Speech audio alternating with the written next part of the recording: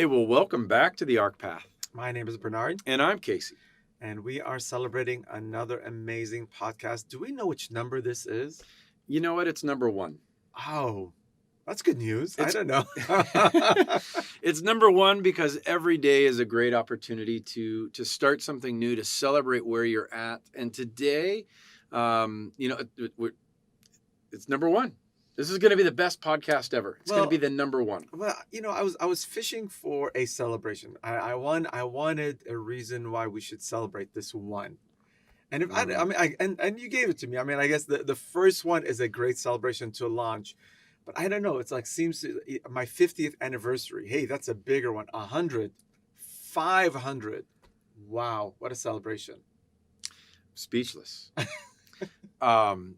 Part of me I thought about it and I went, you know what? If you've done this 500 times, I wonder if you got comfortable.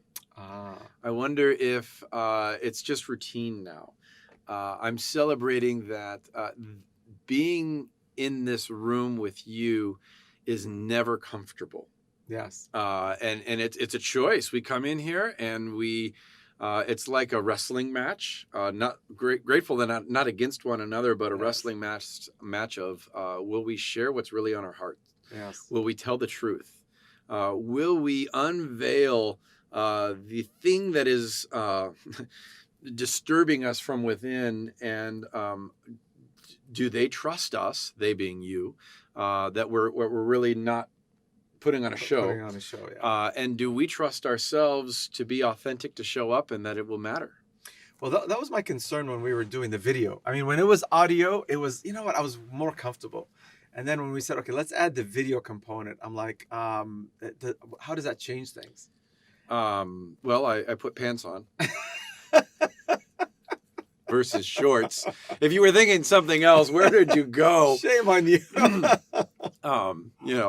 I did think about it today. I thought, okay, we're going to podcast this morning.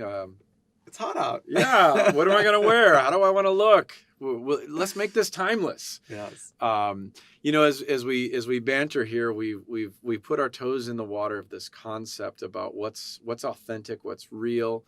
And it leads us to today's concept that everything communicates. Yes. And even if I'm not being honest, everybody knows it. Mm. I mean, I'm going to lie to myself. Yes. I'm going to be so honest. I'm going to lie to myself that no one else knows that I'm not being honest. Yes. But everybody knows. Where are we going today? Oh, well, we're talking to the imposter today. And it's about communication. How we embrace the imposter, which is that other voice that either comes out from us or that's inside of us, because it's not the real voice. It's not our real thoughts. It's something else, and it could be a very pleasant voice. It could be a very politically correct voice. It doesn't happen to be our voice. And so today we're going to be talking about communication, how everything that we do communicates, but how we embrace this imposter. And we are invited in the world today to live into this imposter voice, which is not our real voice. And I want to make just a brief distinction between imposter that we're embracing and a poser that we're projecting. The poser is the choice to say, I have to show up as something else. I'm projecting something out there, and then I'm not in denial that there's a lie in me. I'm just living the lie as a poser. What we're really doing today is we're embracing the imposter. Is this? It's a bit of a dualistic expression of who am I. Yes. There's something that lives inside of me that I'm afraid that if it came out, I would be rejected. Yes. So the imposter. I mean, I'm embracing the imposter. These two concepts that. But I have to show up this way to keep my job. But I have to say these words to keep the peace. Yes. That has no bearing on any conversation that Bernard and I have with our wives. But I have to do anything, anywhere where I'm in a have to mode. There's an imposter there. There's a should that's being lived out. And we want to embrace that should, because until we embrace it, can we identify it? And we want to embrace this imposter, because until we say, I see you, I hear you, I know you, will that imposter actually find the way forward? Yes. That's deep. I know that's deep, but It it's is. important. But I'm going to make it practical for them. Thank God. So again, it's this idea where I'm communicating something, and I won't use my wife as an example. My kids, and again, you asked one of my kids, hey, I need you to do this, and they looked at me, and it was one of those things where, they're already seeing where the conversation is going to go. I want it. It's got to be done, Hmm. and they say yes. Everything else after that moment of yes is communicating how disturbing that was, how uncomfortable it is, and how they make it the remarks, the closing of the refrigerator. It's just everything communicated. I'm unhappy that I have to do this task. So I'm going to summarize it. They said yes, They said yes. and then every nonverbal action that accompanied the yes was absolutely not. Absolutely. And I absolutely have no choice. So I'm going to continue to say yes and let you know that my yes really was no. Welcome to the imposter. It comes out. It comes so out. Embrace the imposter. Yes. I want to take you to the end now, because on the ARC path, we walk this journey repeatedly. So we're going to go to the end and we'll come back. And we're going to go to the end and we're going to come back. The end here, the K, is really where we recognize that there's a joyful optimism about our lives. There's just this sense of hope that resonates, that it's not just a wishful thinking, it's a confident expectation that comes out. And out of that, vulnerability and intimacy are desired. That's the end, where we want these things. And out of that, we seek mentorship. We seek to be in relationship with people who are wiser, smarter, better, more equipped, more experienced than us, because we go, I need you in my life because this is where I'm at today. I'm not done yet. I'm on a journey, and I invite you to help me. Show me the way forward, and then let me share that with others. Love that. Love that. And what Casey's talking about, it's a mindset. It's a lifestyle. It's community. And it's really anchored, as we were talking earlier, it's really anchored in provision. Mm-hmm. What's in it for me? What do I get out of this? And okay, fine. I want that, but maybe I want more. The second part of that is, how much work do I have to do? What is it that I have to do? Do I have to serve my dad? Do I have to serve my mom? And if I serve them, then what about me? And it's kind of funny, as we distill communication down, there's these two concepts of provision and labor that is embedded in almost every conversation. Yeah. What's in it for me? What do I get out of this? And this has to be addressed in conversations. And when they don't get addressed consciously, they get addressed subconsciously, because they don't stay quiet. Those voices, that imposter does not stay quiet. All right, so let me take what you said and bring it to a metaphor or a little more practicality in that sense. Most of us can picture a tug of war. We see people on one side and people on the other side, and the rope in between. Great tension in this place. But imagine a tug of war with 8 ropes. And they're all tied together like a spider web, but every single one of them is pulling out in their direction. This concept of labor and provision, where it really comes into alignment, is when there's a flow. When 8 ropes are pulling in 8 different directions, the tension is so high that nobody's going to win no matter what. Yes. Even the one that wins is going to end up dragging everybody else. Oh, that's the strongest pull. And then, but in life, nobody lets go of the rope. Correct. We just get dragged behind. Yep. And a lot of people are dragging behind some force that's pulling them. So the 8 forces that are pulling on this tug of war is what life feels like. And you are the rope. You're the one in the middle.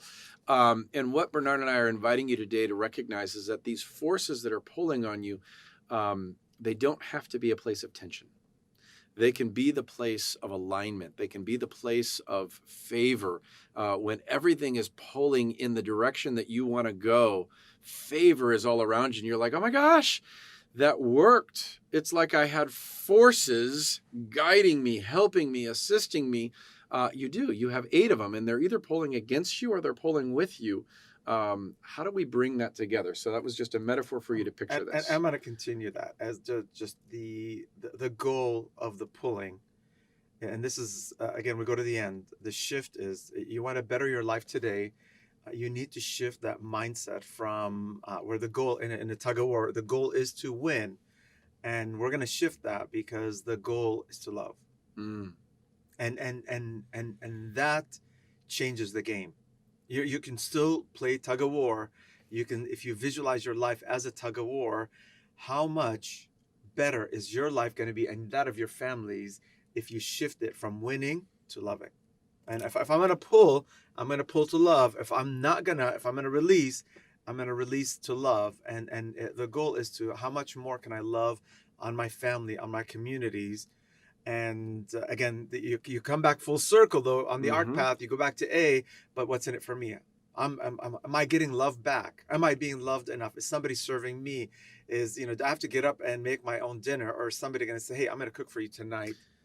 It's almost like you're saying that love is the golden rule, or maybe we'll lift it to be the platinum rule. We won't unpack those two differences. They're good differences. We can talk later about those. But what I found in the way you said that is love is going to win every time. Yes. And when love is going to win every time, it takes me to a concept of labor. And if you love what you do, you never work. That is a good concept to lean Yes. into. If you don't love what you do, change what you do or change what you love. Mm, And that's a choice. amazing. If you don't love what you do, then change what you do or change what you love. And you go, oh my gosh, I still have a choice either way. The goal of both of those is to do what you do every day in love. And that love is a labor of love. Yes. And what a great place when no matter what you do, you're going to reap love. I think you've stepped into the place of it's no longer about winning or losing. It's really living into a concept of the kingdom, which is the end that we call justice. Yes. And what a great place to touch. Yes. And again, what Casey is saying is either real or not real. And if you go, oh, that's a fantasy world, Casey, that you're talking about, that doesn't exist, then when you reject that realness, you start living into your subconscious. This I'm going to resign myself to this alternate reality because deep inside you want what he said. You just don't believe it's real, and so now you're going to grab what's real and you're going to reach below the line because Mhm. that's where it lives. The alternate reality to love is below the line, and we're gonna live in this realm of going, gosh, I wish that was real. I want it to be that real, but you're not gonna convince me that's real. And so I'm gonna go and I'm gonna grab what's real. And guess what you're grabbing? You're grabbing a reality that doesn't satisfy, that doesn't bring contentment, satisfaction, and you embrace the imposter and you go, that's what's real. And we live a life, and it's an imposter life. And you get to the end of your life and go, that didn't satisfy. I don't know what happened. I just didn't satisfy. Well, as you embrace the imposter, I'm going to go back to the tug of war of eight. Most of us have 7 different imposters that we need to embrace. And in embracing that, it's like, hey, pull with me, pull with me, pull with me. I see you. We can do this together. When it's a poser, you're following that rope, and you're giving up who you are. But as we embrace that sense and go, hey, we are on the same team. Let's work this out together. We have to do it with listening and understanding and connecting. If we give up hope, we're done. Yes. So when we're at a place where we go, look, I don't care about the tension. I'm just going to pull harder and win. Yes. Welcome to drama. Mm. Welcome to exhaustion. Welcome to depletion, and just beating yourself up every day going, life sucks. Life is hard. Life is difficult. Well, that's a choice. Walk with me on the walk path there to figure out how to unpack that choice so it doesn't feel like a should. But where we really come into this place of going, there's affirmation, there's validation, there's motivation, and the hope is really justice and winning every time with love. Now we begin to change the game. And if that communicated to you, then write it down. Put it on your desk. Put it in your kitchen. Put it in an area where you touch that area. if that didn't communicate to you, write it down anyways. Can as your mind, as your heart, as your soul looks to reconcile your life every day, meditate on these terms. It's this concept of this favor, this provision that you need. You go, oh, I don't need anything. I don't need anybody. So and so is going to take care of me. My job is going to take care of me. The government's going to take care of me. It's beyond just that. It's in every facet of our being. We communicate what we need and what we want. It's either we're doing it on a conscious level, subconscious. And when I'm asking you to write it down, that's how you embrace the ARC path. Because at that point, you start to acknowledge, in that moment, in that day, what didn't satisfy. What did I walk away? What didn't I acknowledge? Because you know what, I got my paycheck. It's just not satisfying. So I'm going to put you on the spot. Take as much time as you want. He's like, I said that vulnerability. I was being nice to you. I know. That's why I took it before you took it. Vulnerability and intimacy is a desired place. Yes. When we are walking out the kingdom experience here. We're walking through communication as a foundational concept. Everything communicates. Everything communicates. If you're listening to the podcast, you want to watch it on the video. It's on the YouTube. You go find it. But take us back 10 years ago, when you had it all together. Love that time. And you were searching, but you had it all together simultaneously. Yes. What is it about this concept of the imposter that embracing this over the last 10 years means you don't have to pretend for anybody anymore? Correct. And I'm leading you a little bit here because I'm inviting you to try to hit these points to go. Today, you're more aware of the people who don't accept you, approve of you, like you. Correct. And out of that, you're more at peace with that. For one reason is you choose to love them. And you know, going to my previous paradigm, no, you Let me interrupt. 10 years ago, just to contrast, everybody loved you. Correct. I mean, at least in your opinion. Oh, yes. And so 10 years ago, Oh, yeah. everybody loved you. Everybody. Today, you're aware that not everybody loves you. No. That's what we're talking about in embracing the imposter. Yes. You've embraced who Yes. you are and how you're Yes. showing up. Contrast Yes. that a little bit. Give a testimony or an example if you can. Well, I think the nugget was when Casey talked about the number of imposters. So you have eight tug of wars. You're embracing eight imposters within you. That's why I even chuckled when he said that. I'm like, you that's weak. Only 8? I did 50. I did that 8. God, sad reality that is.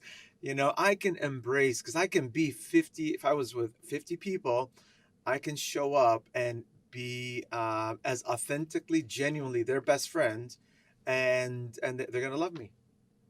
And that was great. And then at some point you go, well, what about me? What about me? And there's something in my subconscious that was, you know, from what I understand today, it's crying to get out. And this is kind of where life doesn't satisfy in that paradigm.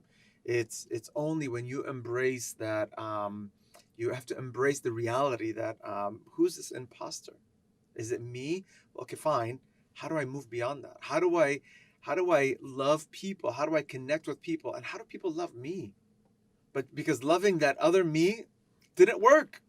If it worked, then my life would have been so much easier because I had it together. Yeah, absolutely. I had it together. And at the end of the day, it's like, no, wait a minute. That's not really me. You're loving the imposter. No, that's not me. Yeah. So as we walk out the ARC path, we invite you to release, this is healing, release the need to be anything other than you. And even as I say that, I acknowledge, go back to acknowledgement, you, we might not know who that is. Release the need to be anything other than you. Yes. Well, who the hell is you? Yes. I mean, I'm talking to me. Yes.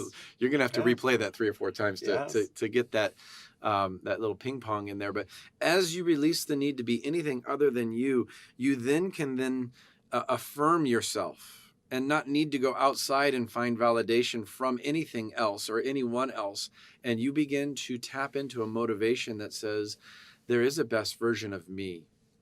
and I'm going to pursue it. I'm going to find it, and I'm going to show up in that light over and over and over again. And as you begin to desire to grow, um, you will get to know yourself through the process. And as you Yes. get to know yourself through the process, you begin to embrace the weakness, the confusion, those places of, gosh, I'm just faking it. I'm faking it to make it. That's not an ARC path No. statement. We believe it to see it. Yes. And you do what you believe, and what you see are going to come into alignment, and you will show up embracing an imposter and then celebrating that the imposter was you, but it just didn't know it. Yes. Wrap us up. Well, the invitation is, you're running out of time. We're running out of time in this podcast, but you're running out of time. And will you figure it out in time? Will you build enough resources? Will you have enough provision when you get to the end? And the reality is, I'll just tell you now, if that's what you're chasing, it's too late.